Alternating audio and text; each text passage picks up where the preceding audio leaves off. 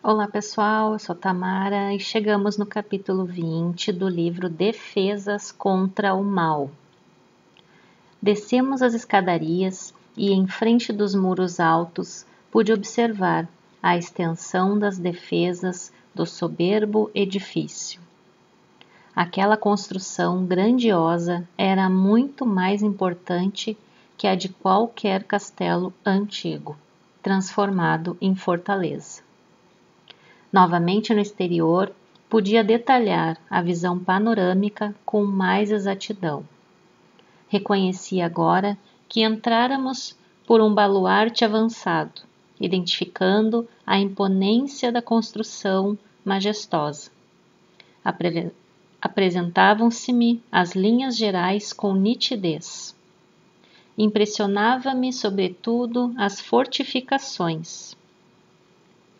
Via a torre de mensagem, consagrada por certo ao serviço de resistência, o baluarte agudo, elevando-se acima dos fossos que deixavam transbordar a água corrente, a torre de vigia, esbelta e alterosa.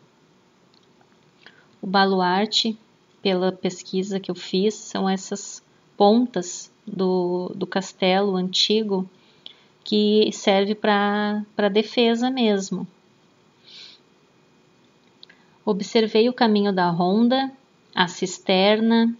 A cisterna são esses objetos, essas construções para recolher a água da chuva. As seteiras, que é essas pequenas brechas para lançarem flechas. Quem está de fora não consegue enxergar esses pequenos orifícios, que é justamente esse o objetivo, eles não verem que dali vão sair flechas para a defesa. E em seguida as paliçadas e as barbacãs, que são muros de madeira ou de concreto que visam a proteção do prédio central do castelo. Refletindo na complexidade de todo aquele aparelhamento defensivo. E as armas? Identificava-lhe a presença na maquinaria instalada ao longo dos muros, copiando os pequenos canhões conhecidos na terra. Entretanto, vi com emoção, no cume da torre de vigia, a enorme bandeira da paz, muito alva, tremulando ao vento como largo penacho de neve. Embora ele tenha visto todo esse armamento, essa preparação para a defesa do castelo, ele viu lá no alto a bandeira da paz. O administrador percebeu a estranheza que se apossara de Vicente e de mim. Já sei a impressão que a nossa defesa lhes causa, disse Alfredo, detendo-se para explicar. Fixando-nos com um olhar muito lúcido, continuou. Naturalmente, não imaginavam necessárias tantas fortificações. Conforme vem, nossa bandeira é de concórdia e harmonia. No entanto, é imprescindível considerar que estamos em serviço, que precisaremos defender em qualquer circunstância. Enquanto não imperar a lei universal do amor, é indispensável persevere o reinado da justiça. Nosso posto está colocado aqui igualmente como ovelhas em meio de lobos, como diz na citação de Mateus: eis que vos envio como ovelhas no meio de lobos. E continua: sede, pois, prudentes como as serpentes, mas simples como as pombas. E embora não nos caiba efetuar o extermínio das feras, necessitamos defender a obra do bem contra os assaltos indébitos.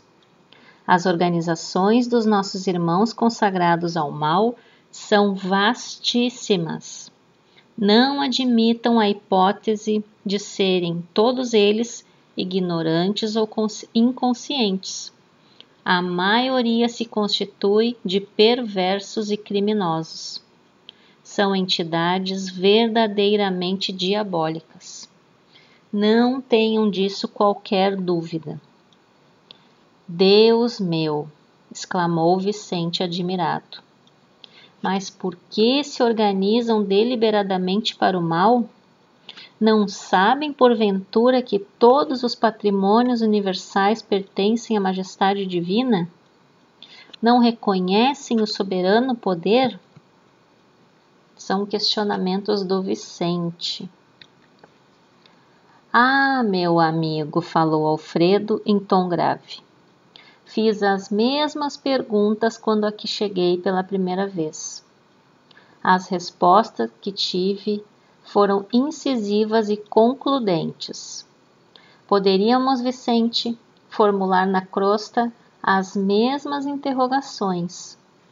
Os criminosos que fazem as vítimas da guerra, os exploradores da economia popular, os avarentos misérrimos, os sedentos de injustificado predomínio e os vaidosos cheios de fatuidade sabem, tão bem quanto os nossos adversários daqui, que tudo pertence a Deus, que o homem é simples usufrutuário dos divinos bens.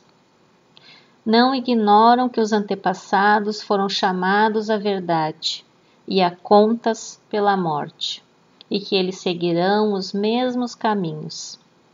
Entretanto, atormentam-se na crosta como verdadeiros loucos, amontoando possibilidades para a ruína e abusando das oportunidades mais santas. Aqui se verifica a mesma coisa. Querem dominar antes de se dominarem, exigem antes de dar, e entram em perene conflito com o espírito divino da lei. Estabelecido o duelo entre a fantasia deles e a verdade do Pai, resistem às corrigendas do Senhor e transformam-se esses desventurados em verdadeiros gênios da sombra, até que um dia se decidam a novos rumos. Intrigado com as profundas observações, perguntei: mas como explicar as bases de semelhante atitude? Na Terra, compreendemos certos enganos, mas aqui, no plano espiritual, o generoso interlocutor não me deixou terminar e prosseguiu. Na crosta, nossos irmãos menos felizes lutam pela dominação econômica, pelas paixões desordenadas, pela hegemonia de falsos princípios, como, o alimento do ressentimento, do rancor, da inveja, mágoa, ciúme, culpa, medo, ira, ódio e tantos outros sentimentos inferiores.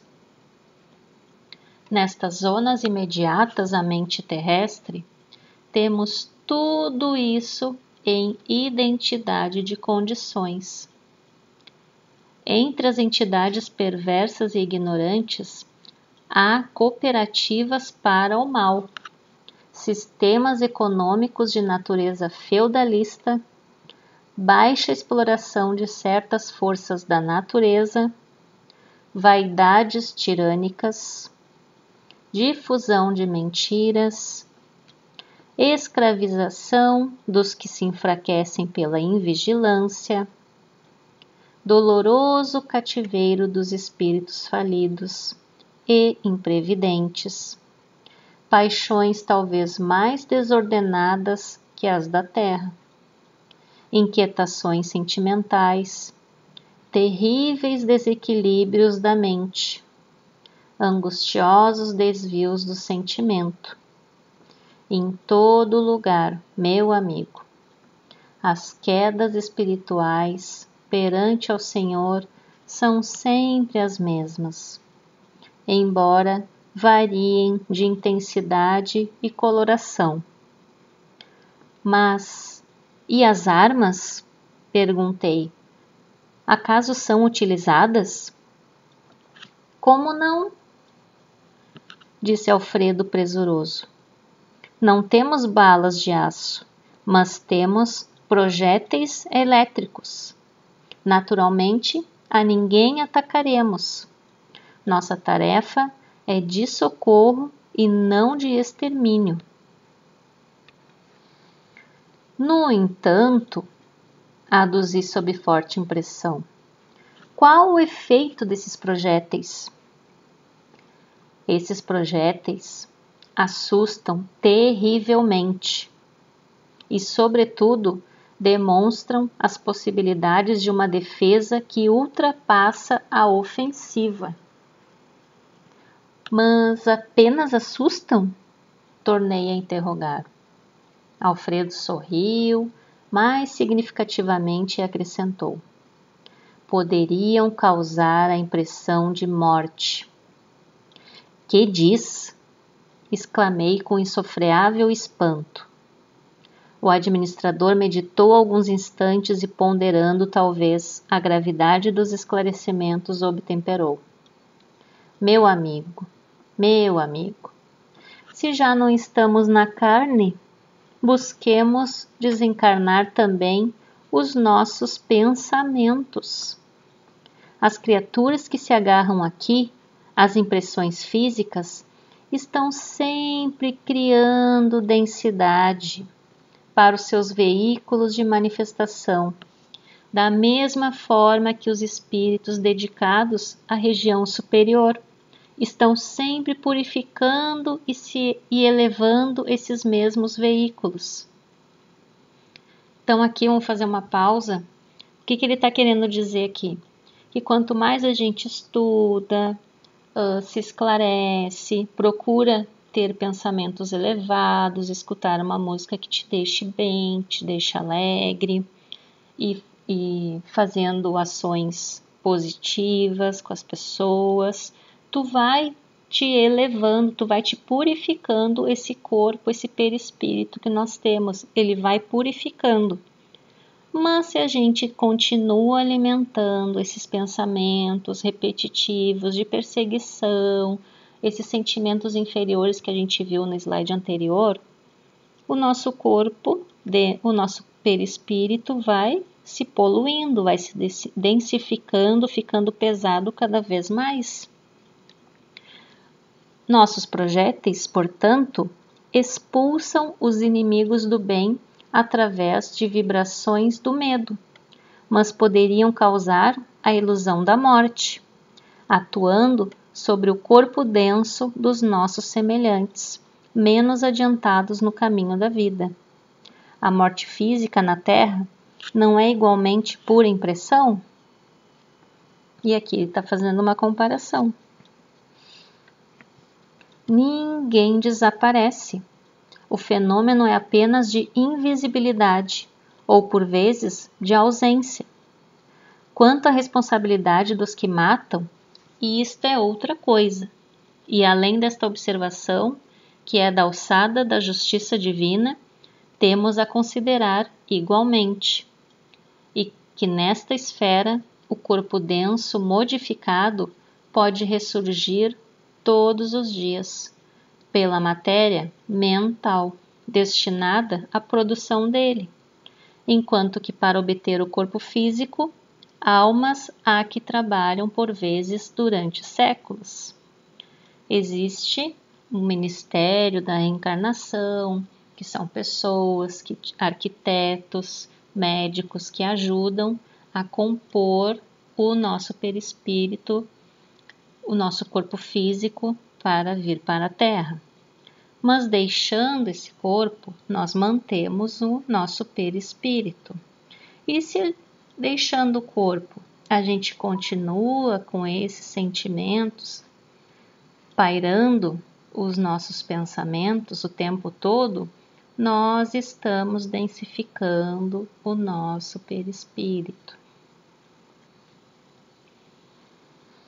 Vicente e eu caláramos estupefatos. Alfredo sorriu serenamente e perguntou bem-humorado: Vocês conhecem a lenda hindu da serpente e do santo? Ante a nossa expressão negativa, o administrador continuou: Contam as tradições populares da Índia que existia uma serpente venenosa em certo campo. Ninguém se aventurava a passar por lá, receando-lhe o assalto. Mas um santo homem, a serviço de Deus, buscou a região, mais confiado no Senhor que em si mesmo. A serpente o atacou desrespeitosa. Ele dominou-a, porém, com um olhar sereno e falou: Minha irmã, é da lei que não façamos mal a ninguém. A víbora recolheu-se envergonhada. Continuou o sábio o seu caminho e a serpente modificou-se completamente. Procurou os lugares habitados pelo homem, como desejosas de reparar os antigos crimes. Mostrou-se integralmente pacífica, mas desde então começaram a abusar dela. Quando lhe identificaram a submissão absoluta, homens, mulheres, crianças davam-lhe pedradas. A infeliz recolheu-se à toca, desalentada. Vivia aflita, medrosa, desanimada. Eis, porém, que o santo voltou pelo mesmo caminho e deliberou visitá-la. Espantou-se observando tamanha ruína. A serpente contou-lhe então a história amargurada. Desejava ser boa, ser afável e carinhosa, mas as criaturas perseguiam-na e apedrejavam-na. O sábio pensou e respondeu após ouvi-la: Mas, minha irmã, houve engano de tua parte. Aconselhei-te a não morderes ninguém, a não praticares o assassínio e a perseguição, mas não te disse que evitasses de assustar os maus. Não ataques as criaturas de Deus, nossas irmãs no mesmo caminho da vida, mas defende a tua cooperação na obra do Senhor. Não mordas nem firas, mas é preciso manter o perverso à distância, mostrando-lhe os teus dentes e emitindo os teus silvos. Neste momento, Aniceto sorriu de maneira expressiva. O administrador fez longa pausa e concluiu: Creio que a fábula dispensa comentário. Então todo aquele aparato que eles têm ali, as balas, os muros, são tudo para defesa. Eles não vão sair atacando, mas eles vão defender a obra do Senhor. Então, é como se andássemos o tempo todo com escudo para nos proteger. E aí vem aquela citação, né? Vigiai e orai. Vigiai, te mantém alerta, e orai, pedindo proteção, pedindo sabedoria, pedindo discernimento. E é isso. Que possamos refletir sobre o que é verdadeiramente a proteção, a vigia, e que possamos nos melhorarmos cada vez mais, refletindo, vigiando e orando.